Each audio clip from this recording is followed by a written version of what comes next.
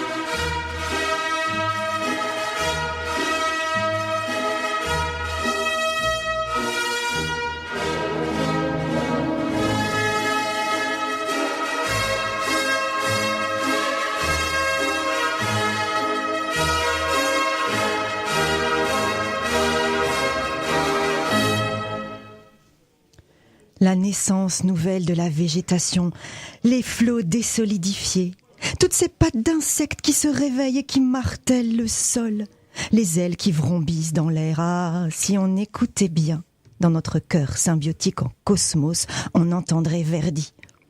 Bon, souvent on nous le claque sur des marches militaires, mais rien à voir. La nature a un renouveau plus subtil et plus fort à la fois, plus éclatant et humble en même temps. Ce n'est pas un concours des plus belles couleurs, des plus jolies formes ou des plus incroyables parfums, ni des fleurs des plus éclatantes. Pourtant, on n'a jamais rien créé de tel, jamais égalé cette explosion incessante de vie. C'est pourtant pas pour notre nez et nos beaux yeux qu'elles sont si belles, ces fleurs. C'est un conte naturel qui exprime « Venez à moi, insectes, j'ai du bon nectar ». Venez vous régaler, venez vous charger les pattes de cette poudre jaune et les s'aimer sur d'autres petites fleurs. Oh oui, venez, bourdon, regardez comme je vous ressemble, ou petite moucheronne ou frelon, venez, venez. Ce printemps qui jaillit après la longue et lente pause de l'hiver est un conte. L'hiver, ce sommeil nécessaire, introspectif et profond. Les racines qui s'agrippent plus que bien, elles s'ancrent véritablement. Et toutes ces grottes et refuges qui accueillent et réconfortent pendant le froid, toutes les nuits qui précèdent le cycle du renouveau, le jaillissement coloré et tempétueux de la vie peut revenir. Prenons quelques dictons de ce moment. Jamais pluie de printemps n'a passé pour mauvais temps. Bon, fort heureusement, aujourd'hui il n'y en a pas, mais la pluie, c'est elle qui fait pousser les petites graines, non ? Février trop doux, printemps en courroux. Bon, je voudrais pas être de mauvais augure, mais quand même, notre mois de février avec ses 20 degrés ou quasiment, faudra pas s'étonner s'il gèle certains matins. Et puis, bon, il y a une citation de Khalil Gibran que j'aime beaucoup qui nous dit « Les fleurs de printemps sont les rêves de l'hiver racontés le matin à la table des anges ». Je vous passe le Noël au balcon en pacotison ou vers Noël, Blanche Pâques, mais enfin on y viendra dans quelques temps à ça. Pour retourner vers le conte, voici une petite légende amérindienne, Chippewa exactement. C'est un vieil homme, très vieux, il a de longs cheveux blancs. Il est assis au bord d'un ruisseau gelé, complètement figé. Il est seul devant sa hutte et le feu est presque éteint. On entend juste le bruit du vent, le vent de la fin de l'hiver qui souffle. Et puis, il arrive une jeune femme. Elle a de longs cheveux noirs tressés, elle a le pas léger et quelques fleurs blanches à la main. Elle s'approche de lui et puis ils discutent tous les deux, ils parlent. Le vieil homme dit « Quand je souffle sur l'eau, je la fais geler, elle devient dure comme de la pierre. » La jeune femme, elle dit que quand je souffle, des fleurs jaillissent de partout sous mes pieds. Le vieil homme, esprit de l'hiver, continue « Quand je secoue mes cheveux, les feuilles tombent et de la neige tombe également. » La jeune fille, esprit de printemps, poursuit que quand j'agite mes tresses, il y a de petites pluies chaudes et douces qui tombent et les fleurs au sol se redressent. Hiver poursuit, quand je passe, les oiseaux migrent et les oiseaux hibernent et les animaux aussi. Printemps continue. Moi, quand je passe, l'herbe est plus drue. Les oiseaux reviennent, les eaux coulent et les bosquets chantent. Leur conversation se poursuit comme ça et le soleil devient plus haut, plus chaud. L'eau est plus présente, elle chante, elle glougloute, elle murmure. Et puis, le vieil homme, tout doucement rétrécit. Il fond lentement, inexorablement, et il devient si petit, mais si petit que la jeune femme peut le prendre dans ses mains délicatement. C'est ce qu'elle fait. Et puis, elle marche quelques pas vers le nord et elle le confie au vent du nord, pour qu'il l'emmène à nouveau vers des contrées où il pourra se ragaillardir, il pourra grandir, grossir et souffler son hiver nécessaire. Et puis, l'esprit de printemps continue sa route, légère, gracieuse, radieuse. Elle joue de la flûte comme des chants d'oiseaux. Elle arpente la terre et la reverdit, la recolore, la musicalise. Le printemps, quand il arrive, on fait souvent, nous, un grand nettoyage. Le fameux nettoyage de printemps. Et tout valdingue, bouge, s'époussette. Les fenêtres s'ouvrent, les meubles bougent, les placards se vident. Le ciel fait pareil. Il range ses nuages sombres et glacés. Il met au placard ses vents gelés. Il balaye le brouillard, les flocons. Et puis il sort sa collection printemps-été, enfin surtout printemps. Des couleurs plus fraîches, plus douces. Des roses tendres pour le matin, des gammes de bleu pastel pour la journée, des touches orangées pleines de lumière le soir. Il prépare aussi ses vents légers. Bon, parfois, il a un peu la main lourde, mais il aime bien varier ses recettes aussi, comme nous. Il sort aussi quelques petites ou grosses giboulées qui font germer les graines et qui te font mal quand tu pédales en vélo, tous ces petits grains blancs qui t'arrivent dessus. Mon Dieu, il faut pédaler. Il prend toute sa panoplie de renouveau et il refait sa déco. Nous de même, au printemps, souvent, c'est ce qu'on fait. Et oui, quand l'hiver a fondu, quand il s'est évanoui, petit à petit pour laisser la place au redoux, à la coloration légère puis flamboyante du printemps et au ménage du ciel, on revit, on a envie de chanter et d'envoyer bouler ses gilets et ses écharpes. Et ce cycle des saisons s'explique depuis fort longtemps, depuis la mythologie, c'est-à-dire depuis le temps des légendes à décrypter, depuis le temps qui explique et donne le sens à la vie présente. La première forme du rationnel dans l'irrationnel du monde ancien, le mariage de la raison et de l'espérance. Bon, cette mythologie, forcément j'ai un peu simplifié parce qu'on aurait pour des semaines, des années même. Alors, dedans, pour vous faire simple, je vous présente un peu les personnages. Il y aura Perséphone ou Proserpine pour ceux qui veulent. On parle grec et latin aujourd'hui. Il y a Zeus, évidemment, le roi, ou Jupiter. Hadès, Pluton, il va jouer le rôle du méchant. Et puis Déméter ou Cérès, la mère. Bon, j'y vais. On parle en grec ce matin pour moi. Déméter, elle a une fille. Sa fille, elle l'adore. Sa fille, c'est son bouton de fleurs, c'est son fruit mûr, c'est sa vie. C'est Perséphone. Et à Perséphone, elle enseigne tous les secrets de la terre. Les légumes, les fleurs, la vie qui nourrit le corps. Mais Perséphone est belle, elle est très très belle, elle est la fille de Zeus aussi. Et pendant qu'elle se balade et qu'elle montre sa beauté à tous, elle se fait remarquer d'Hadès. Hadès qui règne au royaume des morts, là, sous la terre. Hadès, quand il remarque une femme, il faut qu'il l'épouse, enfin qu'il la consomme surtout. Et il profite que Déméter parte en voyage pour faire un plan machiavélique s'entend bien évidemment. Perséphone, elle est légère, court-vêtue, elle court dans les bosquets, elle fait des bouquets de fleurs. Il y a un grand concours pour faire une couronne de fleurs la plus belle qui soit avec ses amis. Elle s'éloigne un petit peu et puis elle voit cette fleur, la nouvelle, un beau narcisse. Alors elle veut aller le cueillir et elle prend la tige délicatement, elle commence à l'arracher puis ça vient pas, elle tire un petit peu plus et là la terre s'ouvre sous ses pieds, patatras. Elle tombe dans le lieu terrible du royaume des morts. Il y a des monstres, il y a des ombres, il y a très peu d'air, des cris de la souffrance et quand le silence se fait, il est sinistre, plus sinistre que tous ces cris de souffrance précédents. Elle est là, prisonnière, et Déméter revient. Elle revient de son voyage, elle voit pas sa fille, son bouquet de fleurs, l'amour de sa vie, et elle s'inquiète, et forcément elle la cherche, elle interroge, personne ne lui répond, et elle refuse de faire germer quoi que ce soit tant qu'elle n'aura pas retrouvé Perséphone. Elle interroge à droite, à gauche, personne ne lui répond toujours, et la faim s'installe chez les hommes, chez les animaux, et là-haut, sur son trône, au sommet de l'Olympe, Zeus, quand même, lorsqu'elle vient lui demander, veut bien l'aider. Il est sympa des fois, Zeus, hein. Enfin, c'est très rare, mais il voit trop de souffrance sur Terre. Il y a plus de végétation, il y a plus de fleurs, il y a plus rien. C'est la misère. Alors, il lui dit que oui, il va faire ressortir Perséphone des enfers. Il va parler à son frère, le fameux Hadès, mais il y aura une condition, bien évidemment. Faut que Perséphone n'ait rien mangé. Rien du tout, aucun fruit, aucun aliment de l'empire des ombres. Déméter va la chercher, voilà qu'elle remonte avec sa fille, mais sa fille lui avoue qu'elle a mangé quelques grains de grenade. Contrainte et forcée, mais maintenant qu'elle est reine des enfers, elle a dû manger. Lorsqu'elle remonte, Déméter fait quand même éclater sa joie.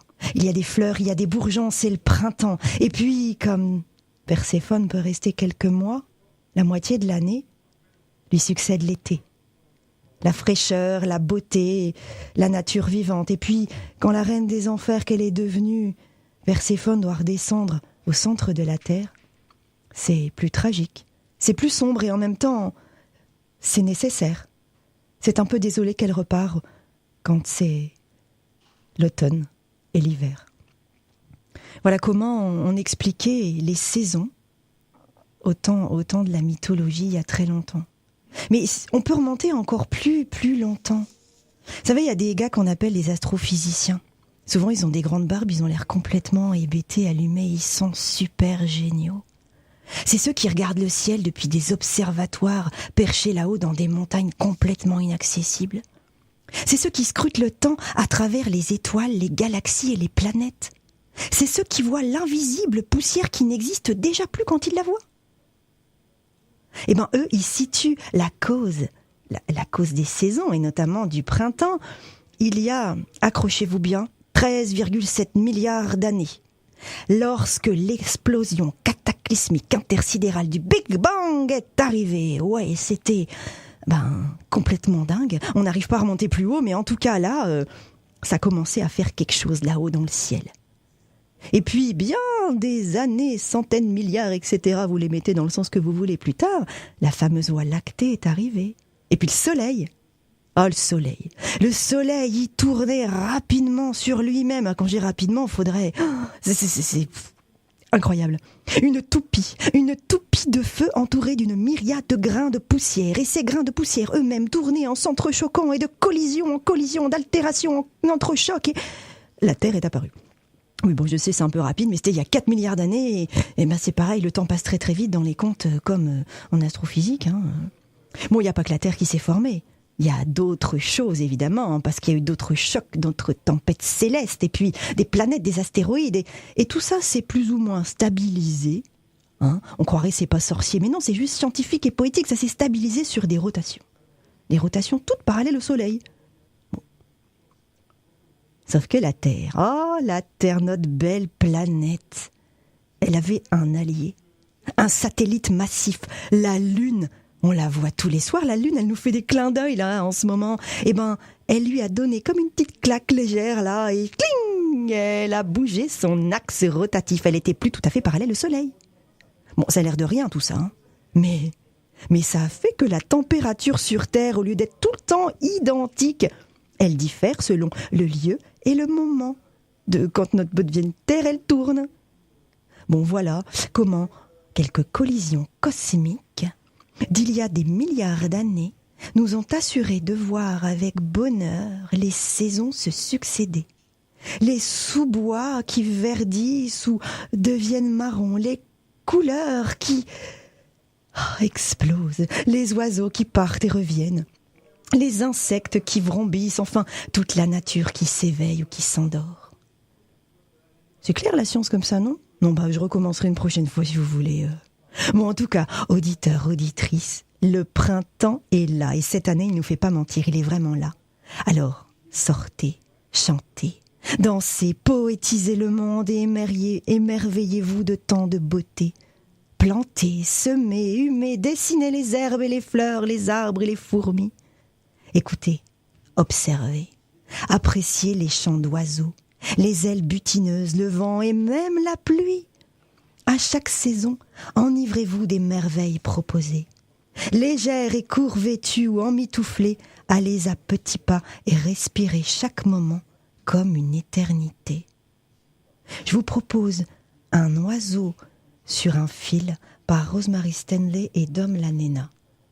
Like a bird on a wire, like a drunk in a midnight choir, I have tried in my way to be free. Like a worm on a hook, like a knight from some old-fashioned book, I have saved all my ribbons for thee. If I have been unkind, I hope you can just let it go by. If I have been untrue, I hope you know it was never to you. Like a baby stillborn, like a beast with his horn, I have torn anyone who reached out for me. But I swear by the song and by all that I have done wrong, I will make it all up to thee. I saw a beggar leaning on his wooden crutch. He said to me, you must not ask for so much. And a pretty woman leaning in her dark-net door, she cried to me, hey, why not ask for more? Like a bird on a wire, like a drunk in a midnight choir, I have tried in my way to be free. Like a worm on a hook, like a knight from some old-fashioned book, I have saved all my ribbons for thee.